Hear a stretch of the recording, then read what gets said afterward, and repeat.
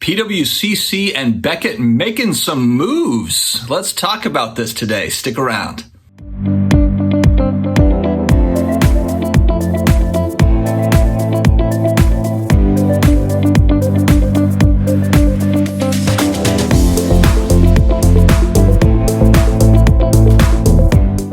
To all my sports card collectors, investors, all of my collectibles friends, we are back again. It is another day. It is another card video. How is everybody doing? How are we doing? I feel pretty good too. I think I finally got some sleep. I don't know why, I just feel pretty good. Feeling pretty good today. Feeling rested. I'm ready to go. If you're new here, you're looking for daily sports card collectibles type videos, please hit the big red button down below, the subscribe button. We will keep it consistent for you. Also connect with me on IG at SportsCardDad. I'm also on Twitter, the SportsCardDad. Special thanks to channel partner ComC.com, your home for buying, selling, and flipping all the hottest trading cards. Their consignment marketplace home to, believe it or not, over 29 million cards across all sports genres and eras. With a ComC.com account, you can purchase cards from different sellers over time, ship them home later together if you want to, or immediately reprice them for sale on the ComC marketplace. Gotta check it out. Check out ComC.com today.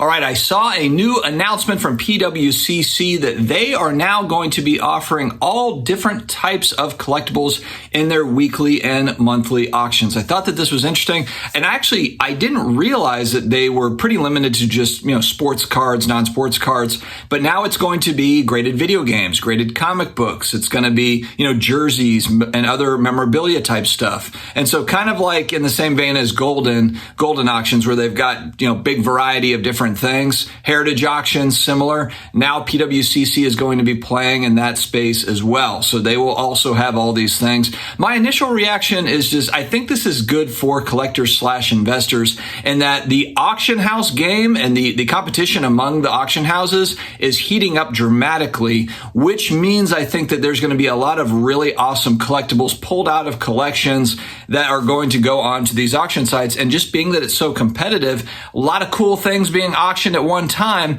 there's probably going to be opportunities where stuff just slips through the cracks and you're able to get certain items at a pretty steep discount just because so many different things. If you're not following Golden one week or PWCC or, Alt or wherever it is, eBay, etc., there's going to be stuff that just slips through and we're able to get really good deals. So even if you're, if you're just collector, you're holding things long term, just don't really care about the monetary, whatever, but you like the rare stuff, this can be an opportunity. If you're an investor, of course, if you're an investor / flipper, there's probably going to be some decent arbitrage between all the different selling platforms because, my gosh, we have all sorts of different selling platforms, all with different offerings. And so that part is very interesting to me. That's something I want to really kind of see how that plays out over the next 6 months, 12 months, 18 months. More and more players means it just kind of scatters everything out. And not everybody's going to win, obviously. There's going to be, among that fierce competition, companies are going to fall away just because if you're not on top of it, innovating, marketing, doing all the stuff, it's going to be tough. The execution is going to be really, really key. And it's just kind of great to see, I think, in the hobby. This is the first time in how long, if ever, that you're seeing all these different companies that are vying for position. Obviously, what a lot of companies are looking at is that 2020, 2021 boom. And it's, look, sports cards, collectibles are red hot. This is a space we want to be in. And so, a lot of companies coming into it. Beckett also made a big move acquiring Nox Technologies, or NOXX Technologies. This was reported, I saw on Sports Collectors Daily. And the founder of Nox, or NOXX, Scott Raskind, I might be saying his last name wrong, he recently joined Beckett as the company's chief visionary officer. And so what they were offering is portfolio tracking, which will track value based on Beckett's pricing data.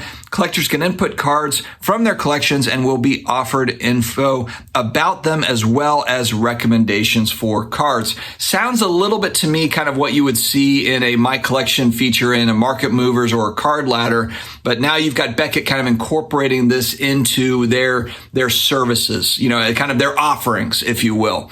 And you look at Beckett, and again, they've got a Beckett Vault now. They've got, of course, grading services, authentication services, and they're also creating what looks to be be kind of an ecosystem, a hobby ecosystem for people to come and transact and to chat. And so they're looking to kind of really build this thing out. Again, we're going to say it, one-stop shop, but this is something that's a little bit different in that if they create kind of, I don't know, chat feature and like a real ecosystem that people partake in, this could be really interesting. The one thing I like is each of these big companies coming in, they all have a little bit of a different angle. So, a lot of people just kind of chalk these up as, oh, it's just another selling site, or, oh, it's just another grading company, but they're not really digging deep into it and seeing that each company is also seeing what the others are doing and trying to put their own little spin on it. And that is what Beckett has done here. If they're able to create a little bit of a chat ecosystem, if we think about kind of a blowout forum, but you're actually able to live chat with people, and it's more of a more integrated ecosystem. And this is where the technology plays in, and can it be executed properly? The big question here with a lot of these one-stop shop ecosystems is which one or ones are going to stick? Because what's going to be interesting is in a couple of years, when we look 2, 3, 4, 5 years out from now, there will be winners in the space. There will be winners. And I think some of them might surprise us. It might be, all I've heard is that Beckett is dead. This is a company that's just going away. Maybe not. They've got a new CEO that's got a technology background. And if they're able to make some moves in this, maybe the grading part, maybe that's just one part of their vision. Maybe they've got a bunch of other things that they've got in the background as well that they're looking to incorporate. There's a quote here from the new CEO, and it says, "The acquisition of NOXX or Knox is one more important step in our creation of the industry's digital leading platform." And this is pretty much exactly what Michael Rubin had said at Fanatics as well. We are trying to build the best company for the digital collector. Digital is the word that is consistent across all of these guys. We want to build a central location to connect collectors and give them every tool they need. And the NOXX Knox Technologies product suite, as well as its talent, will help us do that. So a lot of these companies looking towards the future. And so I think that's kind of a big thing. Which company is going to come out on top? Which companies are going to execute? Because there's a lot of talk, but it's going to be the meat and potatoes. What's stirring the soup? That's going to be what matters. All right, guys, thanks very much for joining me again today for another video. We'll be back again. We will. Stay healthy, stay awesome, and I will talk to you again later.